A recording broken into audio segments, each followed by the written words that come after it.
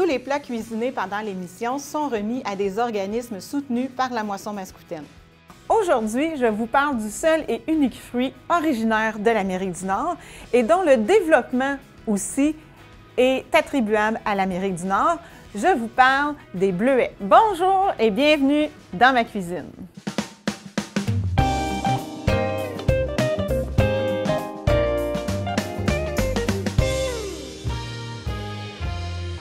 Alors aujourd'hui, je reçois Madame Janine Messier de la bleuetière Equinox qui nous parle des bleuets.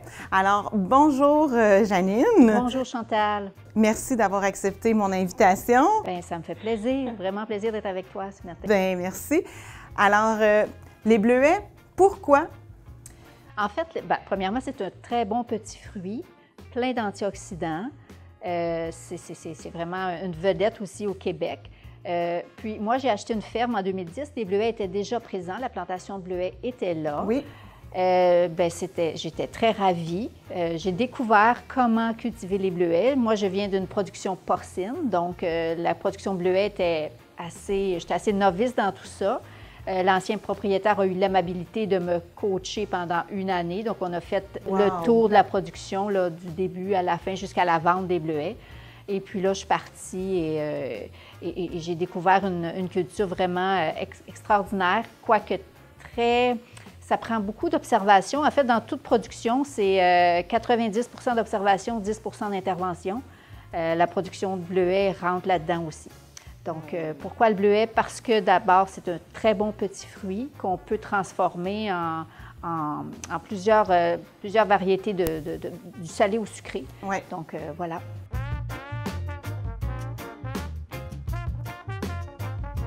Si je vous demande, c'est quoi votre recette préférée avec les bleuets? Ah, moi, c'est ma tarte aux bleuets. Vraiment. Ah. C'est un incontournable.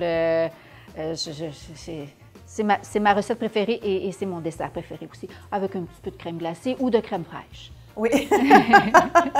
Mais en fait, l'acidité et le gras, ça va très bien ensemble. Oui, c'est toujours un bon compagnon. C'est comme un vin avec un bon fromage. C'est ça. C'est le mariage parfait. Oui, donc, oui. Tarte aux bleuets, crème glacée. Oui, ça balance les choses. Et même à la boutique, à la ferme, j'ai de la crème glacée molle au bleuet. Oh! Oui. Et à l'érable, puisque je produis l'érable aussi. Donc, c'est un incontournable de l'été aussi. Ah oui, fait qu'on peut aller quand même vous visiter à la ferme, oui, au kiosque. tout à fait. J'ai des produits cuisinés, j'ai la machine à crème glacée, j'ai plein de produits faits avec les produits de la ferme. Donc, c'est un détour. Et vous pouvez aller déguster votre crème glacée tout près du ruisseau, sur des chaises à défendre. Oui, vous avez tellement un beau site aussi, là, pour vrai. Là. Fait que j'attends tout le monde.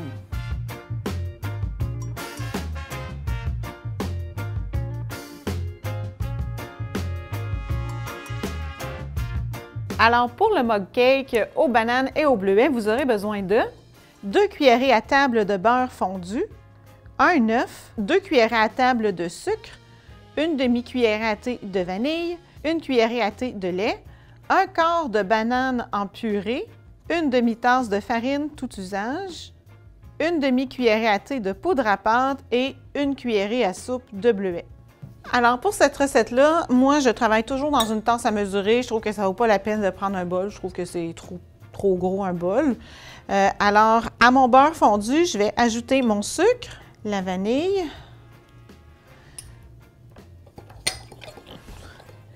et mon coco.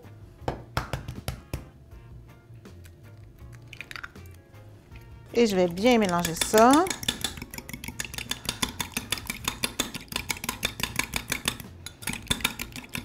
Ensuite, je vais prendre le quart de ma banane que je vais réduire en purée. Une demi, un quart. Êtes-vous d'accord? Bon, je vais écraser ça à la fourchette. Là, c'est l'idéal si vous avez des bananes qui sont un peu plus mûres. C'est vraiment l'idéal. Ça va être plus goûteux en plus.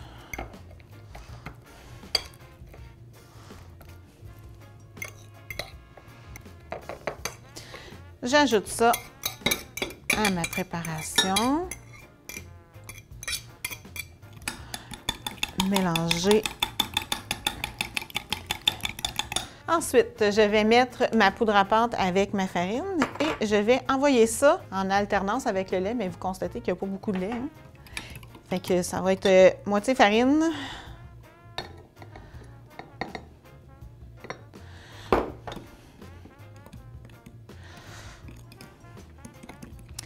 Ça, les mug cakes, c'est parfait quand on veut se faire un petit dessert rapide, puis que...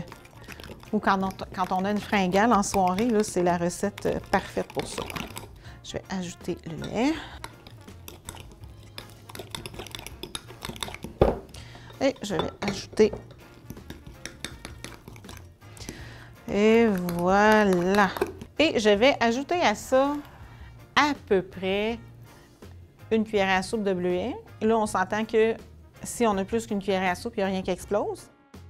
Dans le fond, les bleuets, vous avez deux options parce que vous aurez pu choisir de les déposer juste dans le fond de vos tasses, ou moi, dans ce cas-ci, des pots maçons pour qu'on voit bien à travers. Puis on aurait juste pu déposer les bleuets dans le fond puis les faire... Je pense que je vais en mettre plus. Je trouve qu'il n'y en a pas beaucoup.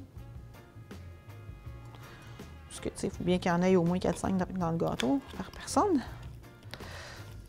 Et ensuite, je vais verser ça en part égale dans mes petits moules ou des tasses. C'est des tasses à peu près de 200 ml à peu près que ça prend, là. Fait que...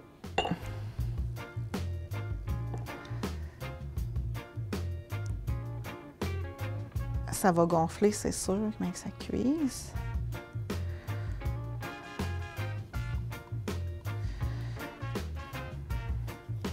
Et je vais envoyer ça dans le four micro-ondes pour 1-2 minutes, dépendamment de la puissance de votre micro-ondes. C'est sûr que si vous avez un 2000 watts, ça va cuire plus vite que si vous avez un 1500 watts.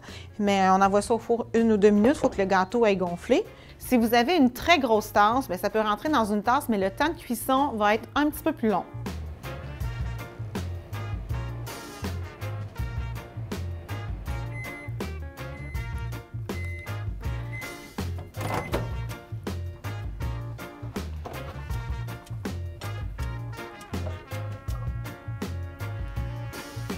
Prenez soin de prendre un linge parce que c'est très chaud si vous le faites dans des pots maçons.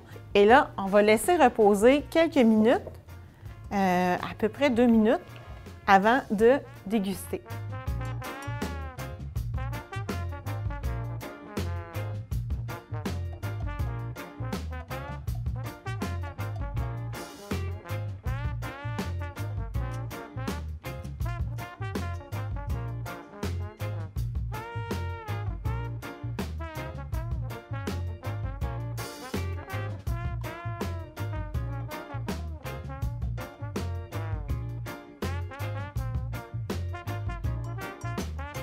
Est-ce que la culture du bleuet, c'est quelque chose que monsieur, madame, tout le monde peut faire à la maison?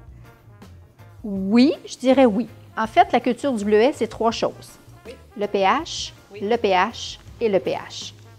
Analyse de sol à la base, ça prend un pH acide. Je sais, c'est des termes techniques, là, mais c'est vraiment la base. Si on ne respecte pas ça, il ne peut pas absorber les éléments nutritifs puis transmettre ça à la plante. Et le bleuet a besoin d'un pH acide, un peu comme les vignes, le raisin. Donc, analyse de sol à la base. Après, bien, vous pouvez implanter votre plant de bleuet. Il y a plusieurs fruits qu'il faut mettre 2 variétés différentes pour avoir une production. Est-ce que c'est le cas du bleuet? Est-ce qu'il est autofécond ou non? La variété patriote est autoféconde. Donc, on peut avoir que du patriote et il va se féconder. OK. Puisque je cultive du patriote, je le sais. Les autres variétés que j'ai chez moi ont besoin de d'autres variétés pour se polliniser, en effet. Oui. Oui. Mais pour le patriote, il est autofécond. Donc, si vous voulez vous acheter du patriote, c'est le premier plant qui a été implanté au Québec. C'est une variété très rustique au froid, au grand froid de nos hivers. Peut-être moins bon dans les grandes chaleurs, toutefois. OK. Oui, il devient mou un peu plus rapidement. La première cueillette est très, très, très belle. On a des gros ballons, là. Puis plus on récolte, plus le calibre diminue, mais c'est une variété très résistante au froid.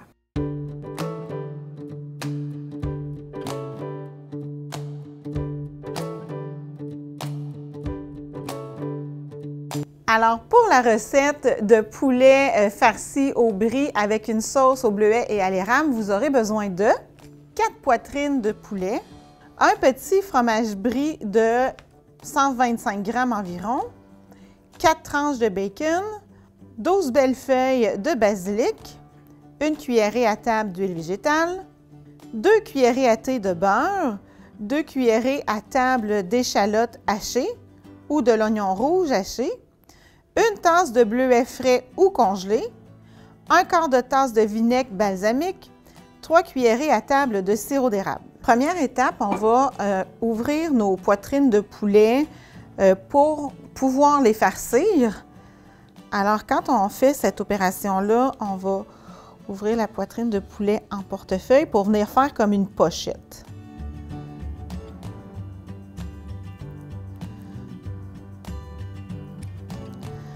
On fait vraiment attention pour ne pas aller jusqu'au fond. L'important quand on fait ça, c'est vraiment d'aller couper dans la partie épaisse de la poitrine, puis de ne pas faire un trou où est-ce qu'il y a le filet. C'est ça qui est important. Ensuite, je vais hacher, faire des lanières avec mes petites feuilles de basilic.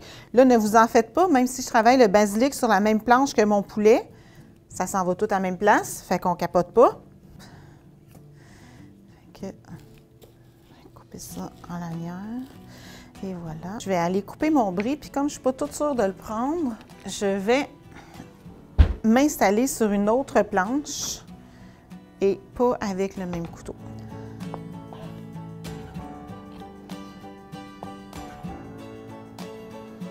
Je vais venir farcir avec un morceau de brie, du basilic.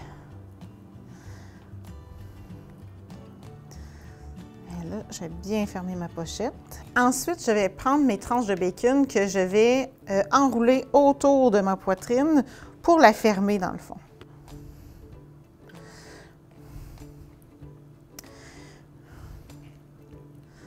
Hop. Comme quelqu'un est parti avec mes cure-dents, je vais aller fixer ça autrement. Et voilà. Je vais faire chauffer de l'huile dans ma poêle et je vais saisir mes poitrines de poulet de tous les côtés.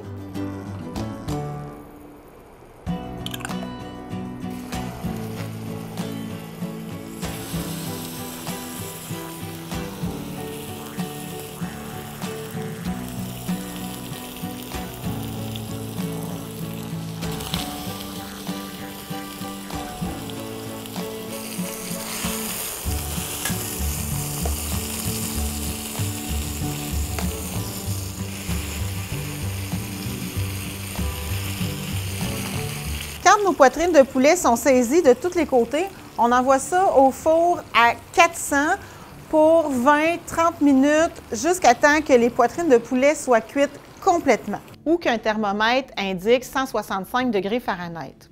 Pendant que mon poulet cuit, on va faire la sauce. C'est vraiment simple. Je vais commencer par faire fondre du beurre et ensuite ajouter mon oignon ou mon échalote et le cuire jusqu'à temps qu'il soit translucide.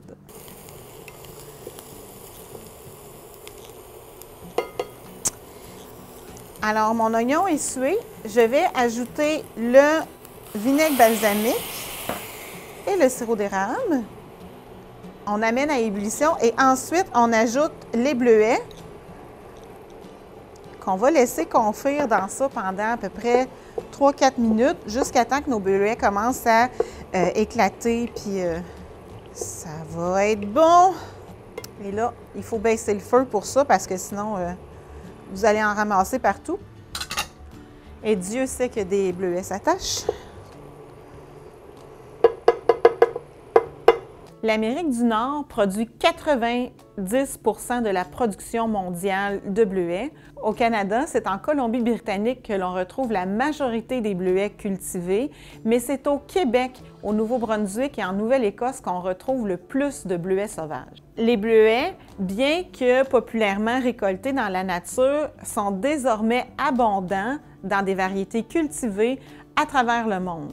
Aux États-Unis, en Pologne, en Allemagne, en Suède, au Pérou et encore plein d'autres pays.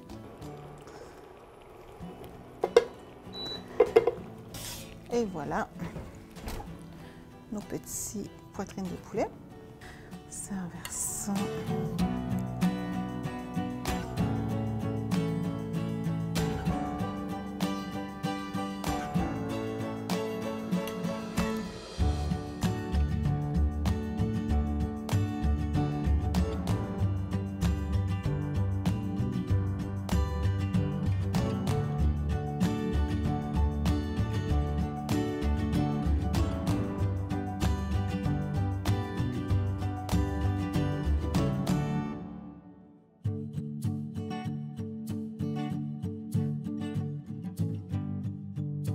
Est-ce que nous, comme consommateurs, un jour, on va voir les variétés de bleuets? Est-ce qu'on peut différencier les variétés de bleuets, mettons, quand je vais à l'épicerie? Parce que c'est pas annoncé sur les pots comme c'est sur les pommes, par exemple, ou est-ce que c'est... Ça serait peut-être... Bien, il faudrait goûter. Premièrement, c'est le goût. Oui. Fait que là, c'est un peu gênant à l'épicerie, commencer à goûter le goût, le calibre, la couleur. C'est des choses qui différencient les variétés.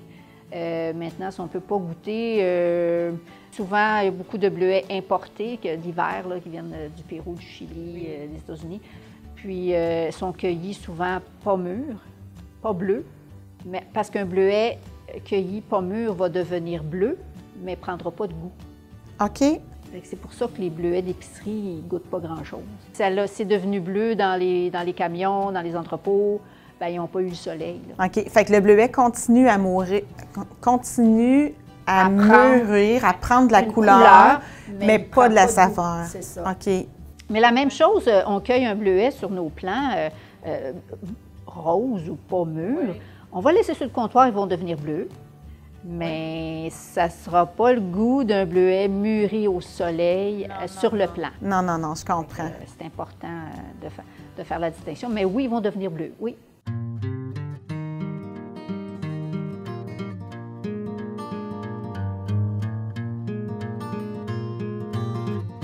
Alors, pour le grand-père au bleuet, vous avez besoin de 1/4 de tasse de beurre à température de la pièce, 1 demi-tasse de sucre, 1 tasse et demie de farine, 2 cuillerées à thé de poudre à pâte, 1 demi-cuillerée à thé de sel, 1 tasse de lait, 1 œuf, 4 tasses de bleuets frais ou congelés, 3/4 de tasse de sucre pour les bleuets et le jus de 1 demi-citron.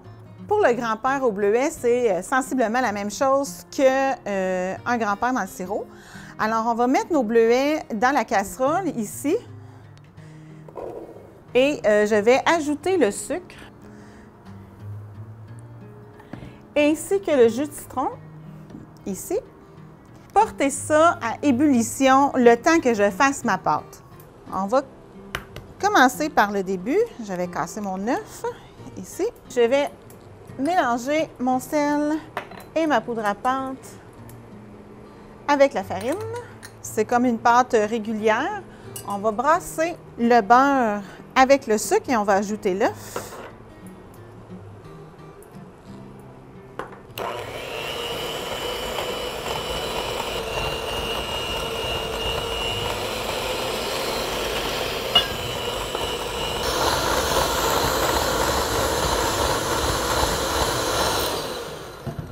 Alors, ma préparation, elle a blanchi.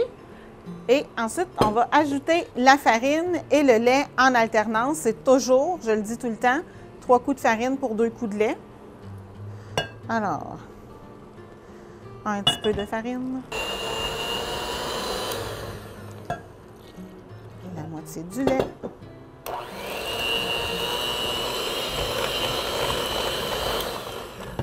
Alors moi, aujourd'hui, j'ai utilisé des bleuets frais. Mes bleuets, ils vont rester plus entiers quand on va les travailler. Je vais juste passer un petit pilon à patate pour en écraser quelques-uns pour avoir plus de jus, plus de parties liquides dans le fond. Je pourrais aussi donner un coup de pied mélangeur là-dedans, ça ferait le travail aussi. Éteignez votre eau quand vous faites ça parce que sinon, ça peut revoler sur vous, c'est vraiment chaud. Puis nous, on va... Dans nos bleuets qui bouent, moi, je vais utiliser une cuillère à crème glacée, mais vous pouvez utiliser tout simplement une cuillère à table. Je vais déposer mes grands-pères comme ça dedans. Pas trop serré parce que ça gonfle. Puis, dans le pire des mondes, on fera 2 chaudronnés. Et je vais laisser aller ça une quinzaine de minutes, puis à peu près à moitié du temps, je vais vérifier, puis je vais les retourner si le besoin s'en fait sentir. Les bleuets cultivés sont en général plus gros et moins périssables que les bleuets sauvages. C'est d'ailleurs une des raisons pour lesquelles on achète des bleuets sauvages le plus souvent congelés parce que c'est un fruit qui a de la misère à durer dans le temps. Ici au Québec, on a beaucoup de bleuets et on en exporte. Mais on en importe aussi pour satisfaire la clientèle qui veut des bleuets frais à tout moment dans l'année. De nos jours, presque la moitié de la récolte canadienne de bleuets cultivés est expédiée aux commerçants qui vendent les fruits frais. En 2010, le Canada a produit plus de 83 000 tonnes de bleuets et en a exporté pour une valeur de 245 153 000 et même un peu plus. Aujourd'hui, on sait que le bleuet est composé à 85 % d'eau, en plus d'être une source très importante de vitamine C et d'antioxydants. Ces antioxydants-là, bien sûr, ont des propriétés qui sont anticancérigènes. Le bleuet est aussi excellent pour le transit intestinal. Il aurait un effet positif sur le diabète et sur le cholestérol. Ce petit fruit aiderait aussi les gens qui ont des troubles d'équilibre et de coordination car son jus aurait des effets positifs sur la mémoire et sur les maladies neurodégénératives comme l'Alzheimer et le Parkinson. C'est chaud, c'est chaud, c'est chaud! Encore des effets spéciaux?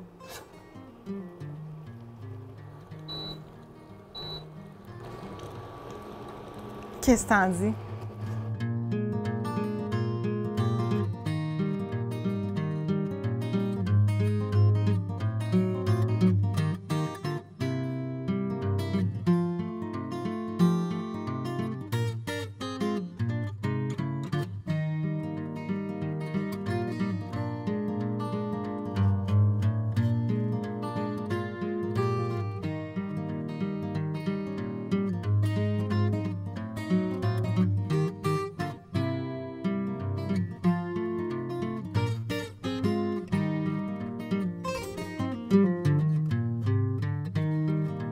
Puis, est-ce que vous offrez cette année l'autocueillette dans vos champs? Cette année, l'état de la récolte ne me permet pas d'ouvrir à l'autocueillette.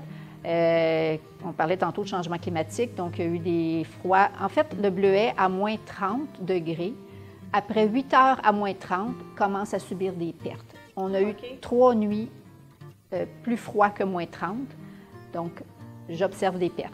Il y a eu des... En fait, c'est les bourgeons à fruits qui ont gelé. Ils ont gelé. Donc là, on récolte une fois, puis je ne vois pas d'autres bleuets. Je ne vois pas d'autres bleuets verts qui vont mûrir, donc ça va être très, très court. Mais comme je disais tantôt, la météo fait en sorte que les branches sont super belles pour l'année prochaine.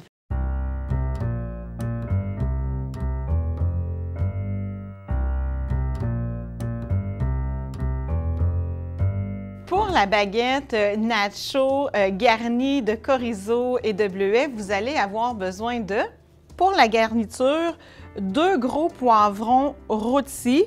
Alors, ça peut être des poivrons en pot que vous allez rincer comme il faut ou des poivrons que vous aurez fait rôtir vous-même. 1/4 de tasse de ciboulette fraîche, 1/4 de tasse de bleuet séché, quelques gouttes d'huile d'olive et du sel. Pour le nacho, vous allez avoir besoin d'1 tasse de tomates cerises coupées en quartiers, un paquet de 60-65 g de chorizo coupé en fines rondelles, 3 cuillerées à table d'huile d'olive, environ une demi-baguette, soit 4 tasses de fines tranches de baguette de pain sec, une demi-tasse de fromage mozzarella râpé, du poivre et du basilic frais en quantité. Alors, ma première étape, moi, j'avais une baguette de pain qui avait quelques jours, disons-le, sur mon comptoir. Pendant que je vais faire mes choses, je vais juste les faire riller un peu pour que ce soit plus croustillant. Alors, on tranche ça là, vraiment mince, comme ça, pour que ce soit pas trop difficile à manger. Dans un bol, on va mélanger tous les ingrédients de la garniture, puis on va mettre ça de côté. Et là, avec des poivrons rôtis comme ça, vous pouvez vous laisser aller à toutes vos inspirations. Parce qu'on peut faire une soupe de poivrons rôtis, c'est excellent.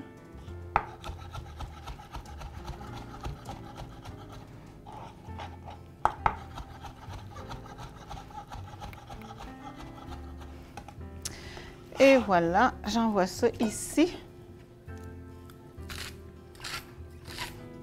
Juste un peu pour dire. Je vais ajouter juste un filet d'huile. Une belle huile d'olive, pour ça, c'est parfait parce qu'on va vraiment la goûter. Et voilà, et ça, je vais répartir ça sur ma plaque, comme ça. Et je vais l'étendre pour qu'il y en ait un peu tout partout. Dans un autre bol, ce que je vais faire, c'est que je vais venir mettre mes tomates, mais je vais les égoutter au maximum pour éviter qu'il y ait trop d'eau dedans. On pourrait choisir de les mettre sur un papier absorbant aussi ou quelque chose comme ça, parce que moi, je ne veux pas que mon pain s'imbibe. Nos petites tomates coupées en quartiers. On ajoute à ça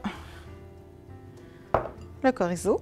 Tout défaire en belles petites tranches, ça va devenir croustillant. Alors, j'ajoute ça, un filet d'huile d'olive encore, et je vais mélanger ça. Le chorizo étant piquant et sucré, je ne serais pas portée, moi, à remettre du sel à cette étape-là. Et à ce mélange-là, je vais ajouter mes croûtons de pain que j'ai sortis du four pour qu'ils soient secs. Et on va brasser pour que ça s'imprègne d'huile d'olive, de la saveur du chorizo. On mélange tout ça.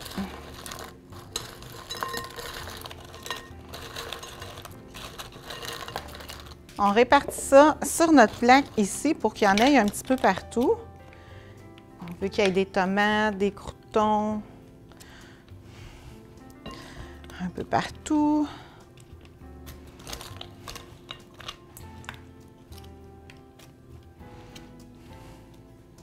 Je vais répartir le fromage là-dessus.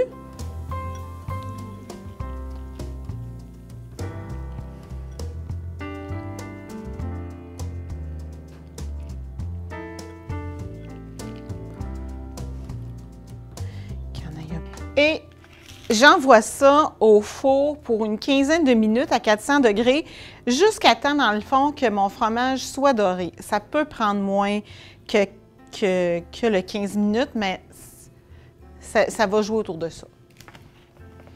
Et on va agrémenter ça de basilic frais. On sert tout de suite parce qu'on ne veut pas que ça ramollisse.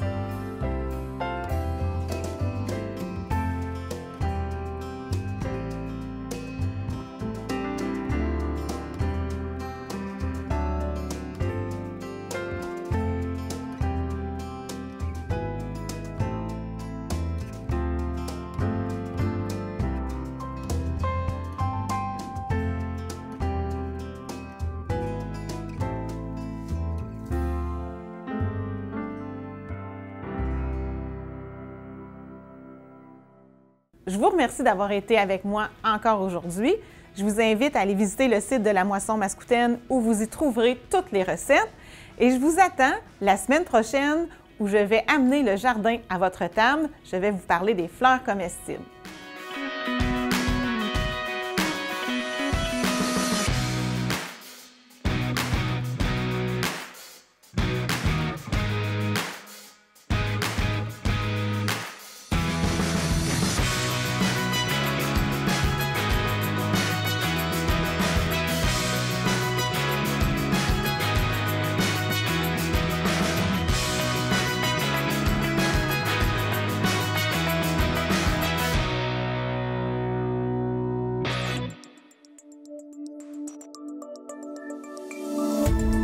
Cette émission d'Accès est appuyée par Cogeco et est rendue possible grâce à la collaboration de la communauté avec Nous TV.